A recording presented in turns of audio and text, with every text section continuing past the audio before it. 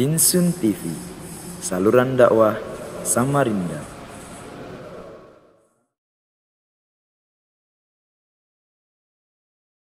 Assalamualaikum warahmatullahi wabarakatuh. Innal hamdalillah nahmaduhu wa nasta'inuhu wa nastaghfiruh wa na'udzu billahi min shururi anfusina wa sayyiati a'malina. Man yahdihillahu fala mudilla lahu wa man yudlil fala hadiya lahu. Asyhadu an la ilaha illallah wahdahu la syarika lahu wa asyhadu anna Muhammadan abduhu wa rasuluh. Ya ayyuhalladzina amanu taqullaha haqqa tuqatih wa la tamutunna illa wa antum muslimun. Ya ayyuhan nasu taqu rabbakumul ladzi khalaqakum min nafsin wahidah wa khalaqa minha zawjaha wa batha minhuma rijalan katsiran wa nisaa'a wattaqullaha alladzi tasaaluna bihi wal arham innallaha kana 'alaikum raqiba. Amma ba'd, fa inna ahsanal kalami kalamullah wa khairal huda huda Muhammadin sallallahu alaihi wasallam wa syarrul umuri muhdatsatuha fa inna kulla muhdatsatin bid'ah. Para jamaah hadirin hadirat yang semoga dirahmati Allah subhanahu wa ta'ala, alhamdulillah pada malam hari ini kembali kita bersua dalam majlis zikir, majlis yang membahas tentang Al-Quran, hadis, majlis yang bahas tentang perkara-perkara agama.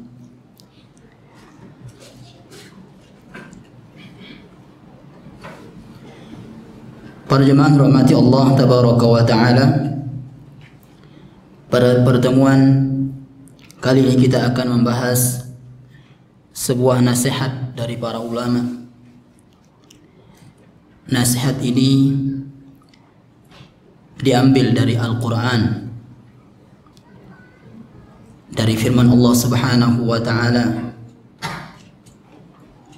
di dalam surah Taha, kemudian dalam surah Maryam.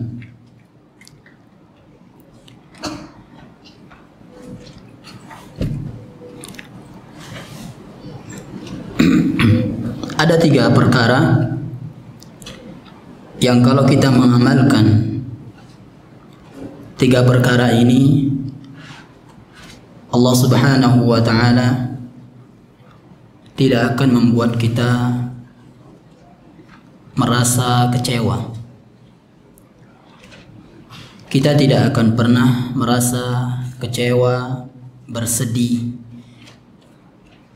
dari apa yang Allah subhanahu wa ta'ala takdirkan kepada kita.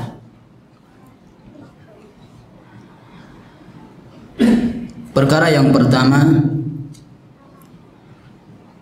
adalah bersemangat untuk membaca dan mentadabburi Al-Quran. Allah subhanahu wa ta'ala berfirman, Taha. Taha ini bukanlah nama dari Rasulullah sallallahu alaihi wasallam. Adapun salawat yang dibuat ala Taha Rasulillah itu berasal dari hadis yang lemah. Jadi Taha bukanlah nama di antara nama Rasulullah sallallahu alaihi wasallam.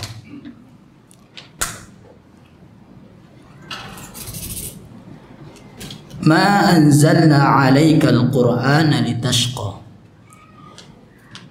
Tidaklah kami menurunkan Al-Qur'an kepada engkau litashqa. Al-Qur'an ini kami turunkan bukan untuk mengecewakanmu. Jadi Al-Quran Siapa saja yang berinteraksi dengan Al-Quran, firman Allah Subhanahu wa Ta'ala ini, maka sungguh dia akan merasakan kebahagiaan. Sungguh dia tidak akan pernah kecewa dalam kehidupan ini. Kalau dia membaca, menghayati, mentadaburi Al-Quran, termasuk mentadaburi Al-Quran jemaah, mungkin yang kita fahami, dan ini juga termasuk tadabbur Al-Quran, yaitu kita membaca tafsirnya, termasuk juga. Ada juga yang termasuk tadabbur Al-Quran, yaitu yang seperti ini. Kita duduk bermajelis ilmu seperti ini, termasuk tadabbur Al-Quran. Sebagaimana sabda Rasulullah SAW, yatluna kitab Allah wa yatadarasunahu bainahum. Mereka membaca Al-Quran dan mempelajarinya. Maksud mempelajari di sini, mempelajari Al-Quran adalah mereka mengetahui bahwasanya ayat A, B, C termasuk dalil untuk perkara ini. Nah, kita ketahui itu dari mana? Dari belajar, dari menuntut ilmu agama. Jadi apa yang kita lakukan pada malam hari ini adalah termasuk tadabbur Al-Quran. Dari situlah kita mengetahui, oh ternyata ayat ini membuahkan amal seperti ini, seperti ini. Nah, kemudian ingat, Al-Quran itu diturunkan oleh Allah Subhanahu wa Ta'ala untuk ditadabburi. Bukan hanya dibaca saja. Kalau dibaca saja dapat pahala, tapi tidak membuahkan amal. Ingat, kalau dibaca saja dapat pahala, 1 huruf 10, namun tidak membuahkan amal. Kapan membuahkan amal dan hidayah? Kalau ditadabburi. Karenanya Allah Subhanahu wa Ta'ala sangat mencela orang-orang yang tidak mentadabburi Al-Quran. Afala yatadabbaruna Al-Quran am ala qulubin aqfaluha. Kenapa mereka tidak mentadabburi Al-Quran, menghayati Al-Quran? Apakah hati mereka sudah dikunci oleh Allah Subhanahu wa Ta'ala dari mentadabburi, menghayati Al-Quran? Dan di antara termasuk perangkap iblis adalah menjauhkan manusia dari mentadabburi Al-Quran. Kenapa? Karena iblis tahu kalau manusia itu mentadabburi Al-Quran, dia akan dapat hidayah. Betapa banyak orang-orang luar Islam itu dapat hidayah dari Al-Quran. Apakah mereka baca? Enggak. Baca terjemahannya aja. Baca terjemahannya. Mereka mengetahui isi Al-Quran itu. Mereka belum bisa baca misalnya. Ya. Jadi mereka menghayati. Jadi membaca terjemahan juga termasuk sebagian dari tadabbur Al-Quran. Para jemaah rahmati Allah tabaraka wa ta'ala, Syekh Abdurrahman As-Sa'di rahimahullah ta'ala, dia berkata, wa innamal wahyu wal Qur'an wasyar'u. Tafsir ayat di atas. Syara'ahur rahimur rahman. Al-Quran ini termasuk wahyu dan syariat yang telah disyariatkan, yang Allah Subhanahu wa Ta'ala syariatkan untuknya. Wa ja'alahu musilan lis-sa'adati wal falahi wal fawzi. Dan Allah Subhanahu wa Ta'ala jadikan Al-Quran ini sebagai perantara untuk mendapatkan sa'adah, kebahagiaan, wal falahi, keberuntungan, wal fawzi, juga termasuk keberhasilan, keberuntungan.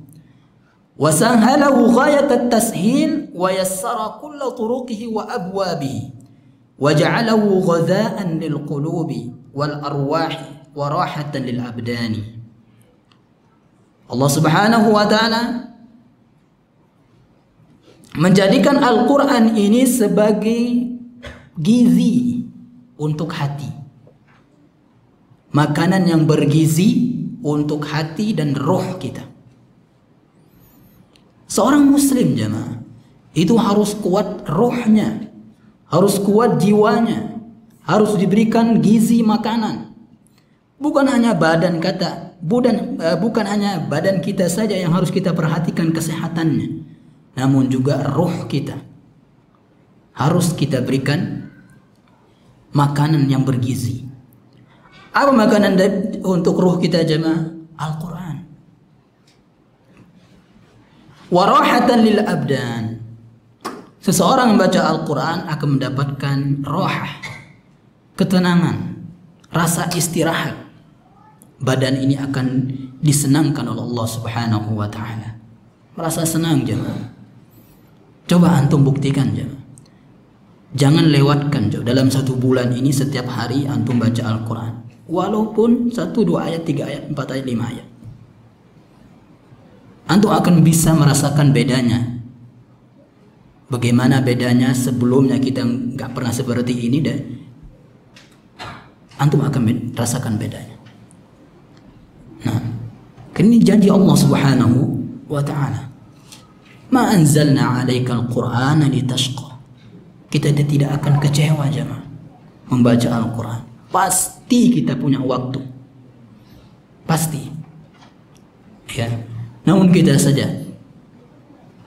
yang belum bisa mengatur waktu kita. Pasti kita punya waktu luang untuk baca Al-Quran jemaah. Sebagaimana kita baca Facebook, kita punya waktu. Kita buka WA, grup-grup, kita punya waktu. Kenapa kalau kita baca Al-Quran, mana waktu kita? Para jemaah rahmati Allah tabaraka wa ta'ala, bukankah kita berkoar-koar berpegang teguh dengan Al-Quran dan Sunnah? Mana? Para jemaah rahmati Allah tabaraka wa ta'ala. Adapun kita membicarakan tentang keutamaan Al-Quran sangatlah banyak sekali. Dalam Al-Quran itu sendiri, dalam hadis-hadis Nabi SAW,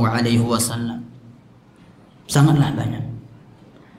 Namun yang kita butuhkan jemaah kesadaran kita, hidayah dari Allah Subhanahu wa ta'ala. Jemaah hadirin hadirat yang semoga dirahmati Allah Subhanahu wa ta'ala. Itu yang pertama. Al-Quran. Al-Quran. Semua kita jemaah punya Al-Quran. Dalam HP kita ada aplikasinya, bahkan banyak sekali. Ya, bahkan terjemahan perkata mungkin ada di HP kita. Ya. Tafsir yang baca yang bahasa Indonesianya ada di HP kita. Sekarang ada semua jemaah. Tinggal dibuka aja. Apa tafsir dari Alhamdulillah Rabbil Alamin ada terlihat di internet. Nah, kesadaran jemaah. Makanya selalu minta kepada Allah Subhanahu wa ta'ala, Allahumma a'inni ala dzikrika wa syukrika wa husni ibadatik. Ya Allah, bantulah aku untuk beribadah kepada Engkau, untuk memperbagus ibadahku, mengingat Engkau. Nah, perkara yang kedua, Allah Subhanahu wa ta'ala sebutkan dalam surah Maryam,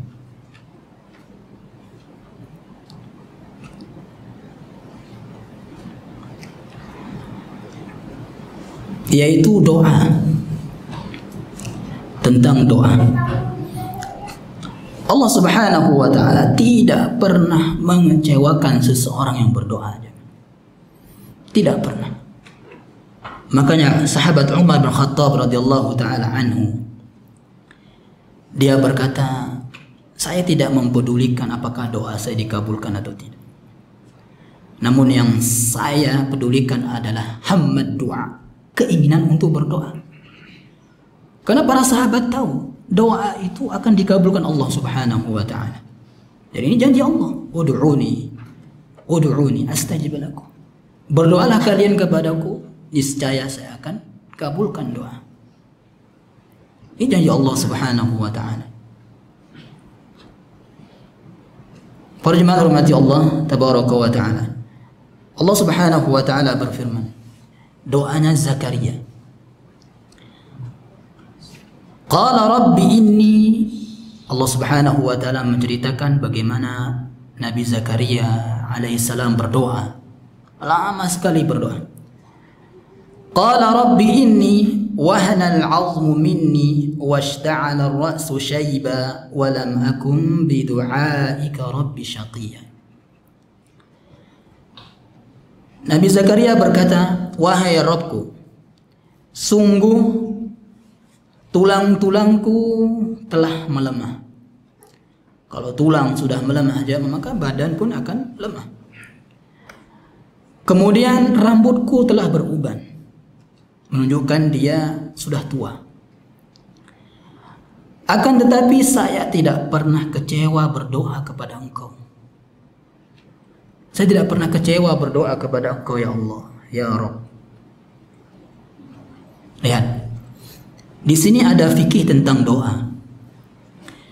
Bagaimana Nabi Zakaria alaihissalam menyebutkan terlebih dahulu keadaan dia, menyebutkan terlebih dahulu kelemahan dia. Ini di antara cara berdoa jemaah. Jadi sebelum kita minta yang kita inginkan, sebutkan dulu kelemahan kita kepada Allah, kehinaan kita kepada Allah, sebutkan dosa kita kepada Allah Subhanahu wa ta'ala. Sebutkan semua, baru kita minta kepada Allah Subhanahu wa ta'ala. Nah, Nabi Zakaria alaihissalam tidak pernah kecewa berdoa kepada Allah Subhanahu wa ta'ala. Antum tahu jemaah, Nabi Zakaria alaihissalam minta anak ini, doa minta anak. Berapa tahun dia berdoa jemaah minta anak? 40 tahun baru dikabulkan Allah Subhanahu wa ta'ala. Seorang nabi jemaah diuji dalam berdoa kepada Allah Subhanahu wa ta'ala, diundur pengabulan doanya Allah Subhanahu wa ta'ala 40 tahun. Nabi alaihissalam, nabi jemaah, apalagi kita.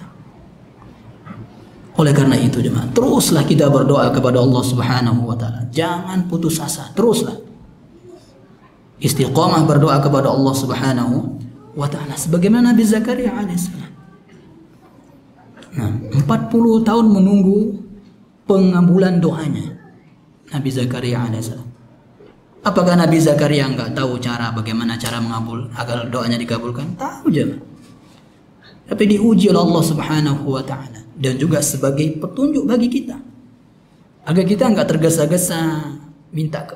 tergesa-gesa minta pengabulan kepada Allah Subhanahu wa ta'ala dengan berkata, saya udah banyak berdoa tapi ya kayak ginilah. Enggak boleh aja. Nah, tentu ketika kita berdoa kepada Allah Subhanahu wa ta'ala ada syarat dikabulkannya doa. Ya. Bagaimana doa itu dikabulkan Allah Subhanahu wa ta'ala? Dan ada 3 cara Allah Subhanahu wa ta'ala mengabulkan doa kita jemaah. Yang pertama, langsung Allah Subhanahu wa ta'ala kabulkan. Atau yang kedua, Allah Subhanahu wa ta'ala undur pengabulan doanya. Ya. Kalau di dunia tidak dikabulkan, maka kita akan dapatkan kelak di akhirat apa yang kita minta. Yang ketiga, pengabulannya dengan kita dijauhkan dari keburukan.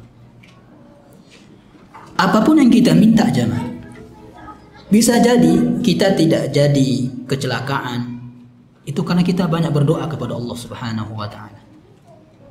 Bukan berdoa minta agar selamat dari kecelakaan, minta apapun. Bisa jadi kita tidak seperti ini, tidak ditimpa musibah ini dan musibah itu. Itu karena kita sering berdoa kepada Allah Subhanahu wa ta'ala. Makanya inilah yang menyebabkan sahabat Umar bin Khattab radhiyallahu taala anhu berkata demikian tadi. Ya.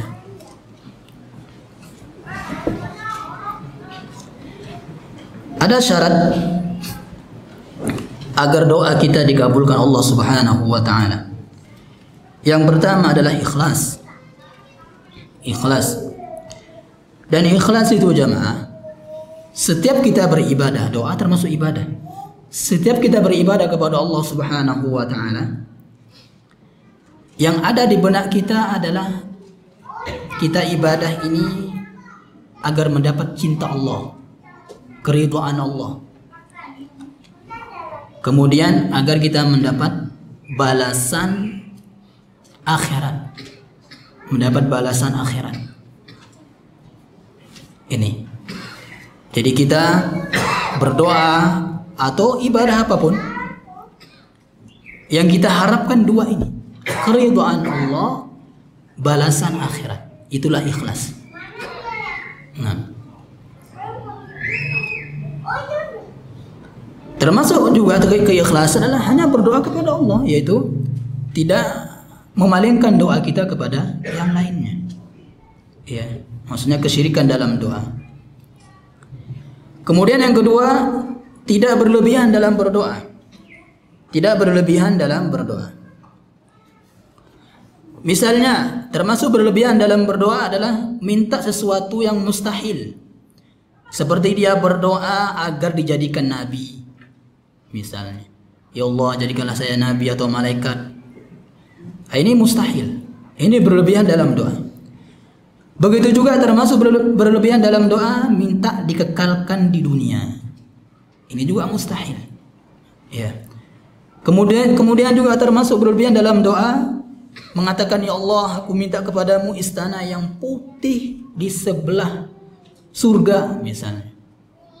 Itu berlebihan juga dalam berdoa. Ya. Dan lihat doa yang Allah Subhanahu wa taala sebutkan dalam Al-Qur'an, kemudian Nabi SAW sebutkan dalam hadis, itu doa itu jami' mani'. Jami' itu terkumpul semua kebaikan dalam satu lafaz.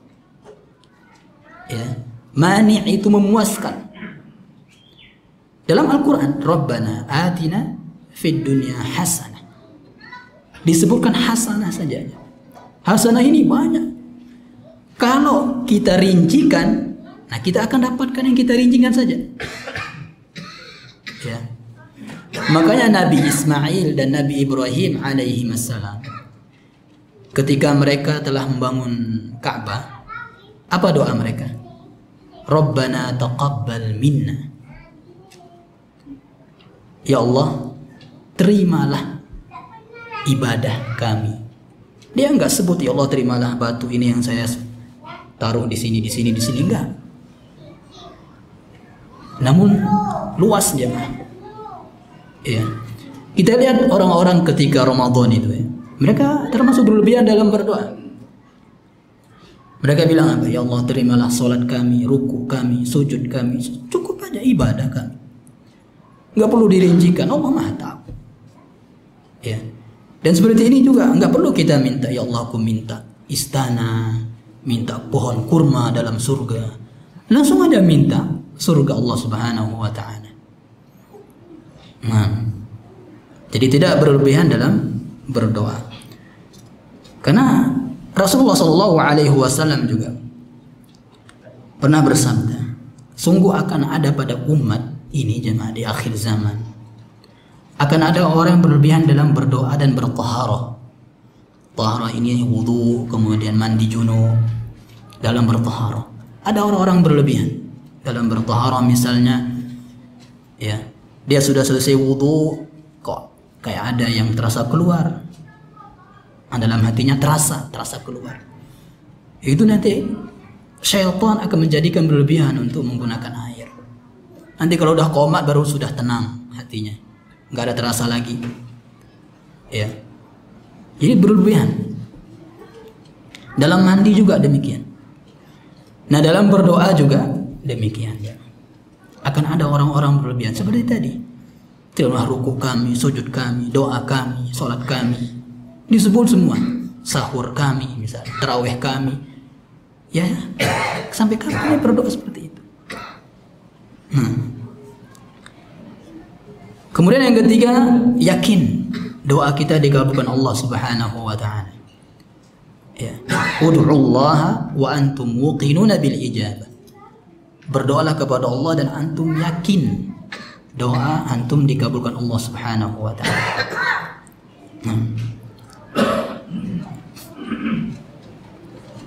Jadi enggak boleh ragu. Ini doa saya dikabulkan atau tidak ya? Enggak boleh. yakin Allah Subhanahu wa taala kabulkan dengan 3 cara tadi. Ya. Yang keempat, jauhi makanan yang haram. Sebagaimana dalam hadis Arba'in, hadis yang ke-10. Tsumma dzakara ar-rajula.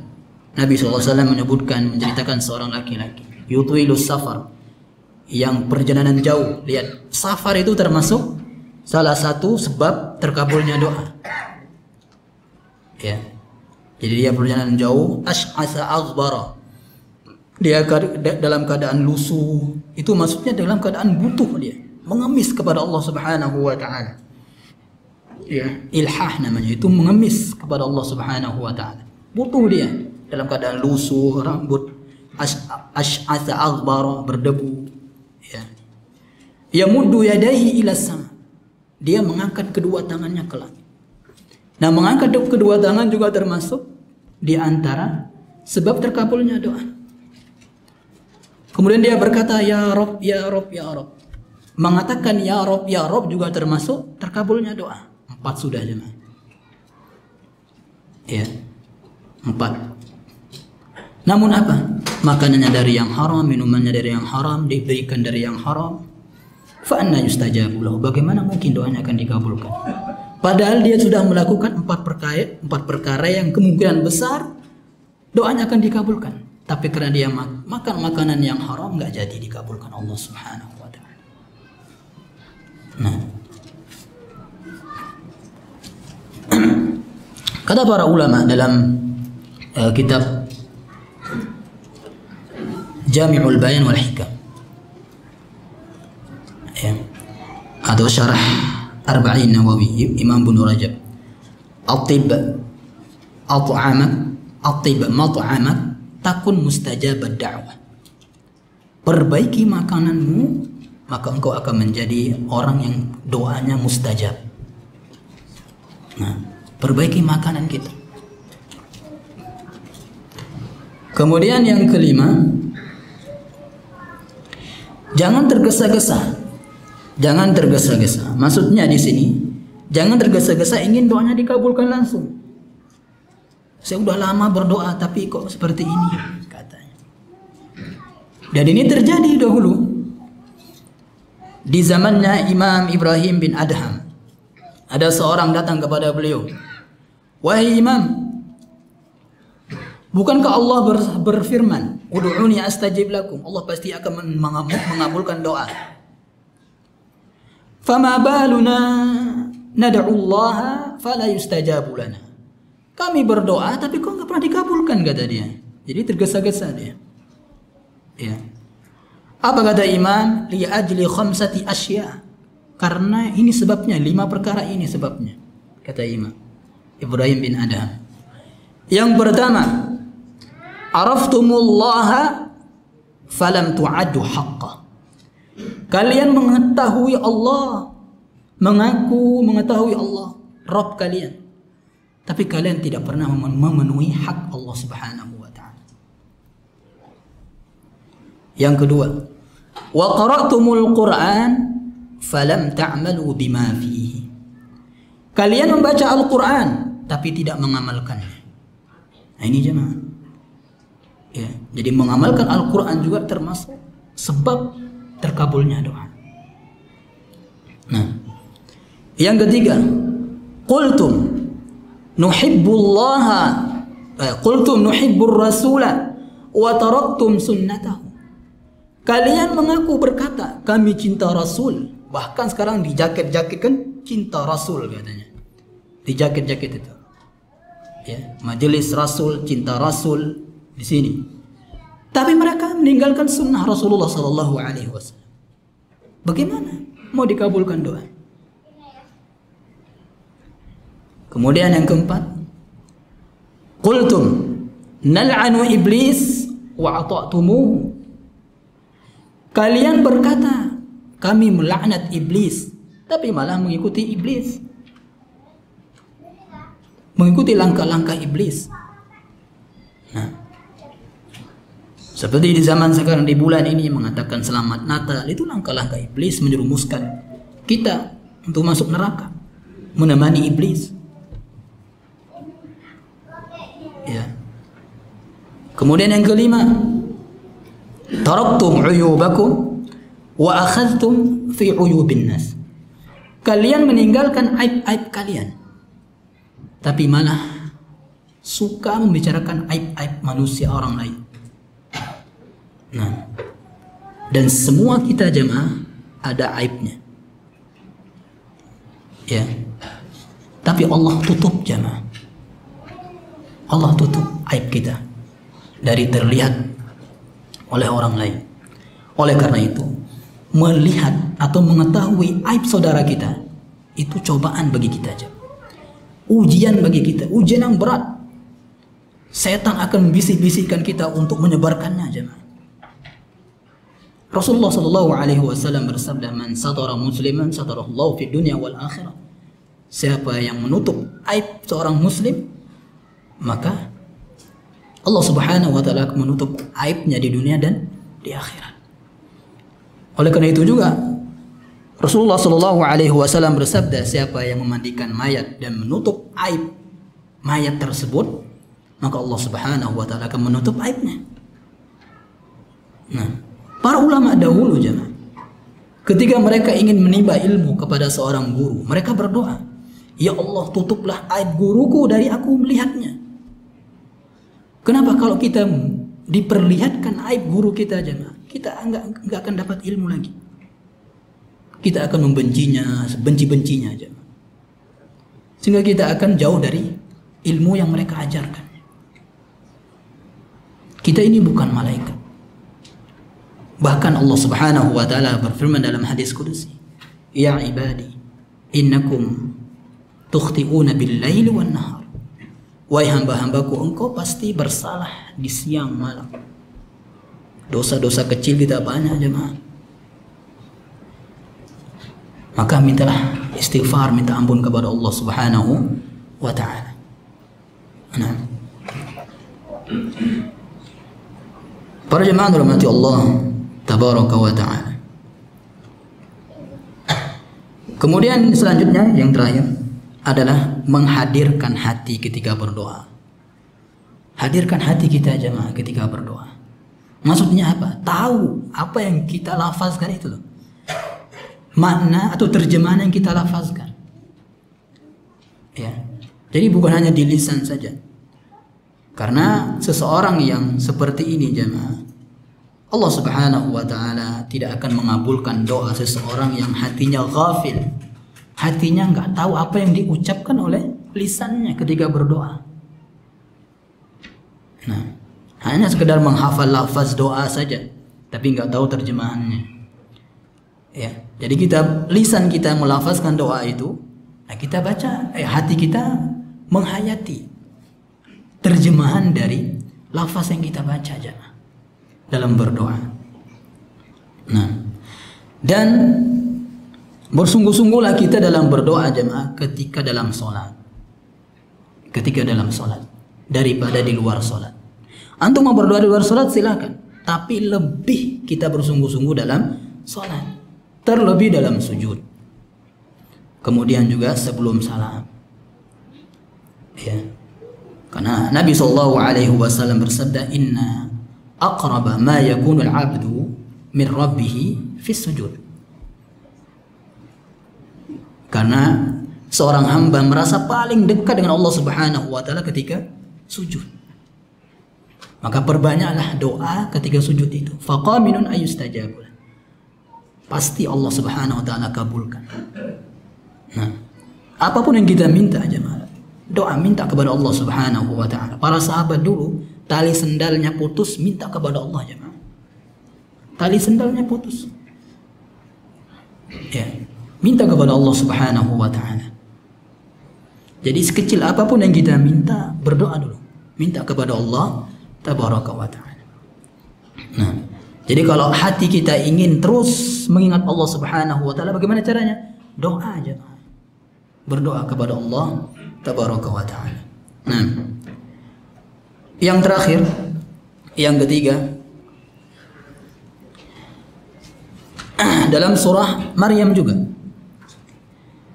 Ini menceritakan bagaimana Nabi Isa alaihissalam. Ya. Allah Subhanahu wa taala berfirman, "Wa barram biwalidati wa lam yaj'alni jabbaran syaqiyya."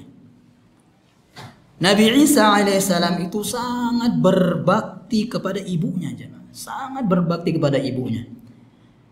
Sehingga Allah Subhanahu wa taala tidak menjadikan dia sebagai orang yang jabbar, sombong, angkuh, ujub, syaqiyah. Tidak sebagai orang yang selalu kecewa, enggak.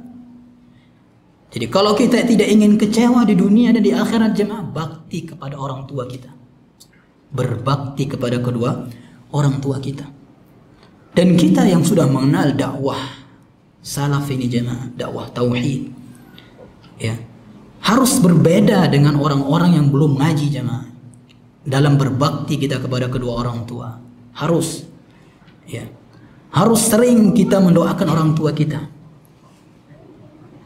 Bahkan kalau bisa jangan luput ketika sujud itu doakan orang tua kita, jemaah. Karena mendoakan orang tua kita termasuk di antara salah satu cara bakti kita kepada mereka. Kalau kita nanti anak-anak kita ingin mendoakan kita, doakan orang tua kita, jemaah. Ya, doakan orang tua kita, ajarkan kepada anak kita.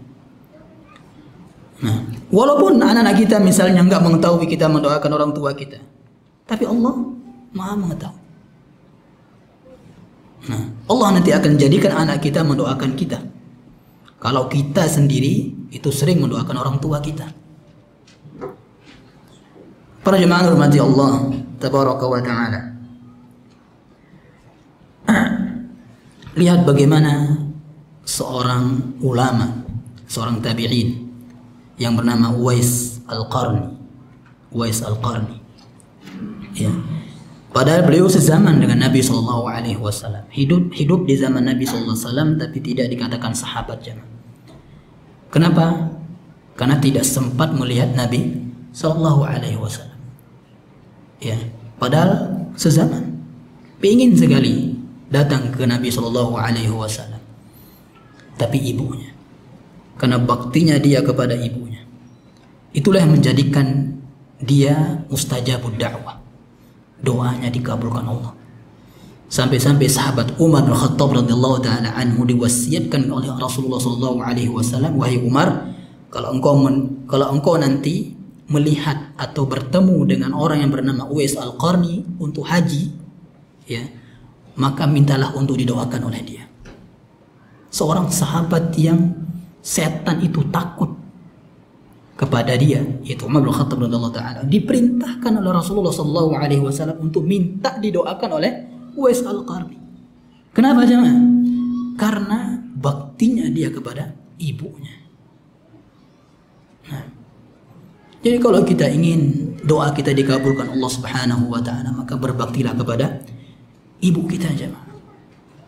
Wallahi, kita nggak akan pernah kecewa, jemaah.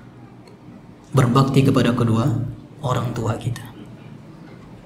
Nah, bahkan sampai-sampai dahulu ada seorang yang datang kepada sahabat Ibnu Abbas radhiyallahu taala anhuma. Dia berkata, "Inni khatabtu imra'atan fa'abat an tankihani." Wahai Ibnu Abbas, saya telah melamar seorang wanita, namun wanita itu enggan untuk menerima lamaranku. Fa wa khatabaha ghairi fa ahabbat an tankihahu. Ternyata ada orang lain juga melamar dia setelahku. Malah si B itu diterima oleh dia. Ya. Maka dia berkata, aku pun cemburu. Cemburu dia. Fa qataltuha. Aku membunuh laki-laki tersebut. Bahaya, jemaah, cemburu. Sebabnya apa ini? Wanita, jemaah. Wanita. Ya.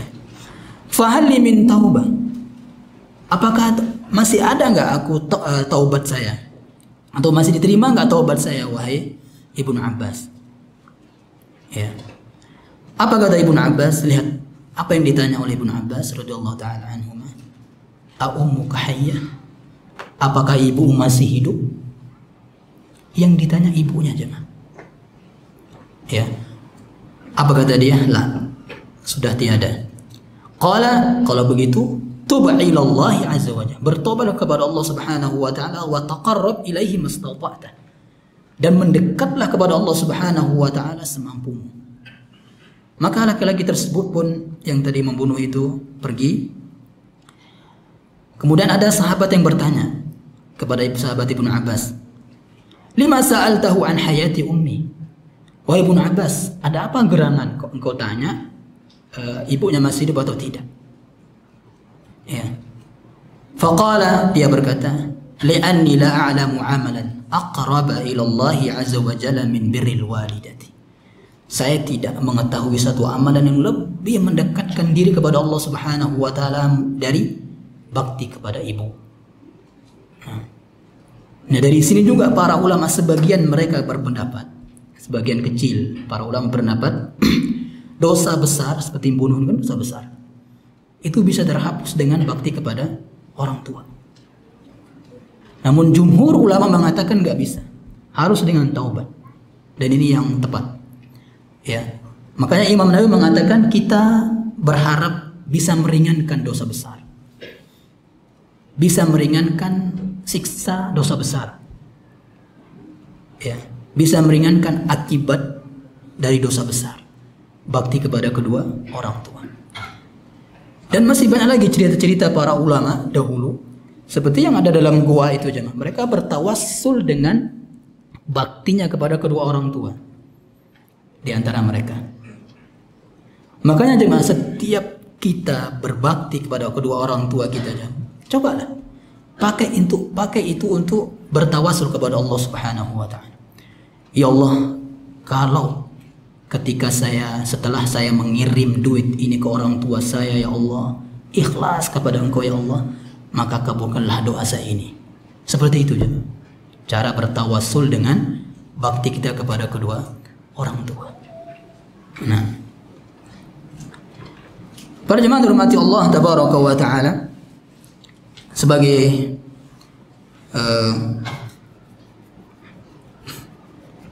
pembahasan terakhir untuk malam hari ini, kita akan sebutkan beberapa akibat dari durhaka kepada kedua orang tua. Yang pertama adalah sababu ghadabillahi ta'ala 'alal abna. Termasuk sebab Allah Subhanahu wa taala murka kepada kita kalau kita durhaka kepada kedua orang tua kita. Yang kedua, durhaka kepada kedua orang tua termasuk dosa besar. Kalau kita sudah berdosa besar jemaah, dosa-dosa kecil kita nggak akan diampuni Allah Subhanahu wa taala. Karena syarat terampunnya dosa kecil itu pada hari ini misalnya, kalau kita mau dosa-dosa kecil kita terampuni dengan sholat kita, dengan sedekah kita, dengan zikir kita, dengan ibadah kita, maka jauhi dosa besar pada hari itu. Kemudian durhaka kepada kedua orang tua termasuk penghalang diterimanya amal soleh. Ini baik yang wajib maupun yang sunnah. Baik yang wajib maupun yang sunnah. Ada 3 orang yang perbuatan wajib dan sunnahnya tidak akan diterima Allah Subhanahu wa taala. Yang pertama adalah diantaranya durhaka kepada kedua orang tua. Ya. Kemudian yang terakhir diantaranya adalah durhaka kepada kedua orang tua uqubatuhu muajjalatun. Ya, akibatnya itu disegerakan Allah Subhanahu wa taala. Siksanya itu disegerakan Allah Subhanahu wa taala. Orang yang durhaka kepada orang tua matinya su'ul khatimah. Orang yang bakti kepada kedua orang tua matinya husnul khatimah jemaah. Nah, orang yang selalu bakti kepada kedua orang tuanya, makanya perbanyak minta didoakan oleh kedua orang tua jemaah. Setiap kita nelpon jemaah, sebelum kita mengucapkan salam untuk selesaikan telepon kita, Bu, Bapak doakan saya. Seperti itu jemaah. Ya. Bagaimanapun tuanya kita ada zaman sekarang ini, pada hari ini misalnya jemaah, kita masih punya orang tua masih hidup, alhamdulillah. Ya. Minta terus didoakan oleh kedua orang tua. Makbul doa mereka jemaah. Jangan sia-siakan itu. Ya. Setiap antum pergi ke kedua orang tua antum misalnya, jangan antum bawa oleh-oleh saja gitu. Tapi nanti kalau mau pulang, minta didoakan kedua orang tua. Ya. Nah, Allahu a'lam bishawab. Mungkin ini saja yang bisa kita sampaikan untuk pada malam hari ini.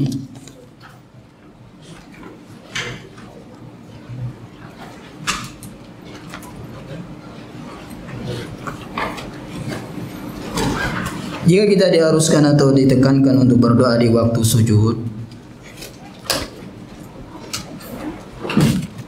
nah, bagaimana dengan tumaninah salat kita? Sedangkan dalam salat kita harus tumaninah maupun salat sendiri atau mengikuti imam. Nah, tumaninah itu jemaah, minimal dari tumaninah itu adalah ketika kita sujud sudah sempurna tangan kita, kemudian kening hidung kita, kemudian kita bisa baca Subhana Rabbil A'la 1 kali, itu sudah dikatakan tumanina. Ya. Dan selebihnya itu lebih bagus lagi. Nah, kalau kita berdoa pada saat itu apakah enggak dikatakan tumanina? Tumanina aja. Ya. Sebagaimana Nabi sallallahu alaihi wasallam tadi, kita lebih dekat dengan Allah Subhanahu wa taala, itu tumanina. Ya. Maka orang-orang munafik itu jemaah, mereka sholat berjamaah jemaah, orang munafik itu. Tapi dia sedikit ingat Allah ketika sholat. Itu enggak tumanina, bukan cepat-cepat dia. Nah, kecuali kalau kita misalnya sebagai makmum, doa kita panjang misalnya, makmum sudah naik, terus saja dia sujud, enggak boleh itu. Ya, enggak boleh.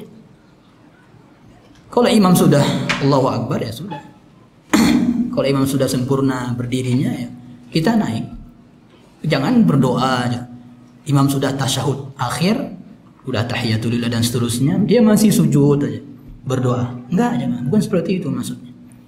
Enggak boleh seperti itu. Nah, kalau mau perpanjang sujud ya ketika sholat sendirian. Kalau mau perpanjang sujud untuk berdoa kepada Allah Subhanahu wa taala. Dan bukan hanya di akhir sujud saja. Ini kesalahpahaman orang sekarang. Iya. Di masyarakat, di masjid luar sana itu imamnya di akhir sujud saja. Ya kalau karpetnya harum misalnya. Kalau karpetnya bau gimana? Ya. Pulang-pulang flu kita jadi. Nah, jadi berdoa ketika sujud itu sujud awal, kedua, ketiga, keempat dan seterusnya. Bukan di akhir saja, nggak boleh mengkhususkan. Nah, karena hadis Nabi itu umum, ya nggak pernah Nabi SAW mengatakan berdoalah di akhir sujud, nggak pernah. Umum, ya kalau sudah umum nggak usah dikhususkan lagi. Subhanallah, subhanallah bihamdika asyhadu an la ilaha illa anta astaghfiruka wa atubu ilaik. Assalamualaikum warahmatullahi wabarakatuh.